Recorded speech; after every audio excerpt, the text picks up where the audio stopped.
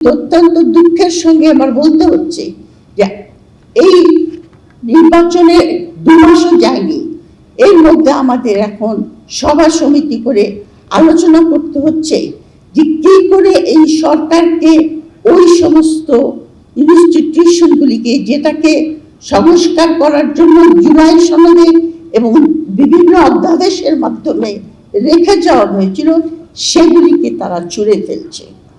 আমার পূর্ববর্তী বক্তা বলেছে গুম কমিশন, মানবাধিকার কমিশন, দুদক কমিশন, আপনার সুরক্ষা মানে অপপ্রচারকারী সুরক্ষা কমিশন, আপনার স্থানীয় সরকারকে নিয়ে নেয়, বিচার বিভাগের সংস্কার, এগুলি সবাই তারা বলছে বাতিল।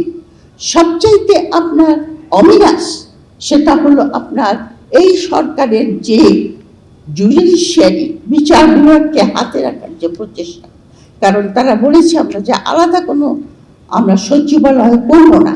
দ্বিতীয়ত আর একটা কথা বলেছে যে জজদের অ্যাপয়েন্টমেন্ট যেটা সংস্কারে বলা হয়েছিল একটা কমিটির দ্বারা তাদেরকে আপনার অ্যাপয়েন্টমেন্ট দেবে, সেটা তারা প্রাইম মিনিস্টারের হাতে রাখতে চাচ্ছে।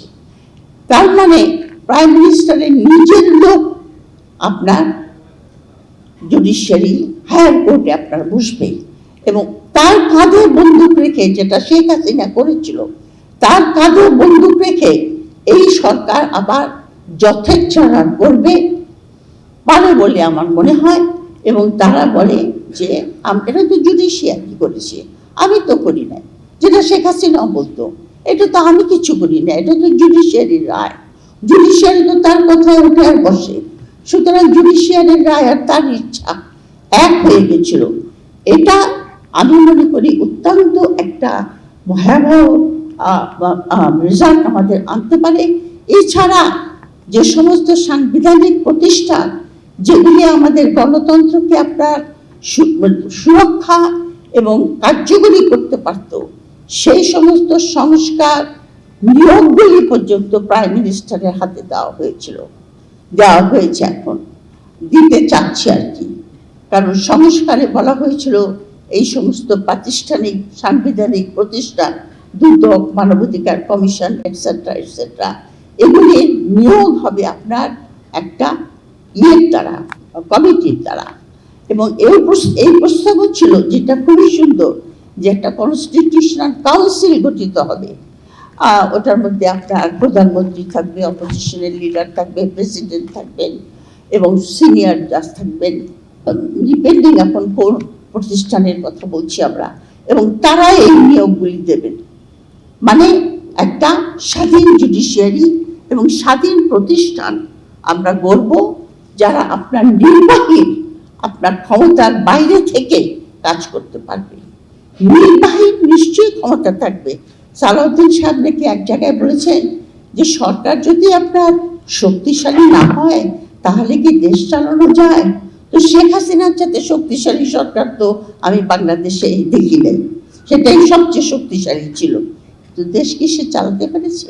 পারে নাই। তো শক্তিশালী নির্বাহী ক্ষমতার দরকার হয় আজকালকার যুগে, কারণ নির্বাহী খুব তাড়াতাড়ি ডিসিশন নিতে হয় আজকাল, কিন্তু তার ক্ষমতাকে লিমিটেড করে রাখতে হয়, যেটা পূর্ববর্তী বক্তা বলেছেন যে চেকস অ্যান্ড ব্যালেন্স, তাকে তার ক্ষমতাকে সীমিত করে রাখতে হয়। এই জিনিসটা আপনার না থাকলে পরে একজন নির্বাহী, তিনি প্রাইম মিনিস্টার, নির্বাহী ব্যক্তি, তিনি আপনার কর্তৃত্ববাদী হয়ে ওঠেন, যেরকম শেখ হাসিনা হয়েছিল। কর্তৃত্ববাদী থেকে সে তখন বিভিন্ন লোকেরা তাকে এমনভাবে চাটুকারিতা মানে সাইকোফ্যাট, তারা তখন সেখান থেকে সে ফ্যাসিস্ট হয়ে ওঠে। সুতরাং এই সমস্ত সংস্কার এবং জুলাই সনদ, গণভোট, এগুলি এই বিএনপির মানতে হবে।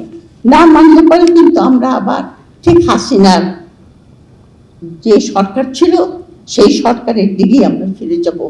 রিসেন্টলি আবার যে আপনার সিদ্ধান্তটা গ্রহণ করা হয়েছে স্থানীয় সরকারের ব্যাপারে, সেটা আরো ভয়াবহ। সেটা যদি আপনারা পড়ে থাকেন কাগজে, যে কিভাবে এই সরকার স্থানীয় সরকারকে কুক্ষিগত করার চেষ্টা করছে। আমার কথা হলো যে এই যে এনসিপি যে উদ্যোগ নিয়েছে, তারা ভিতর থেকে বাইরে থেকে দুই দিক থেকে আমাদের চাপের মুখে রাখতে হবে এই সরকারকে, এবং চাপের মধ্যে রাখতে হবে, বাধ্য করতে হবে তাদেরকে জুলাই সনদকে আপনার স্বীকৃতি দান করতে, এবং তাদেরকে বাধ্য করতে হবে যে সমস্ত অধ্যাদেশ বাতিল করেছে তারা, সেই সমস্ত অধ্যাদেশ যেভাবে এসেছে সেভাবে তারা রাখবে। আমার যেটা মনে হচ্ছে, যদি আমরা এটা করতে না পারি, আমরা সেই পথে হাঁটছি যে পথে হাসিনা হেঁটেছিল।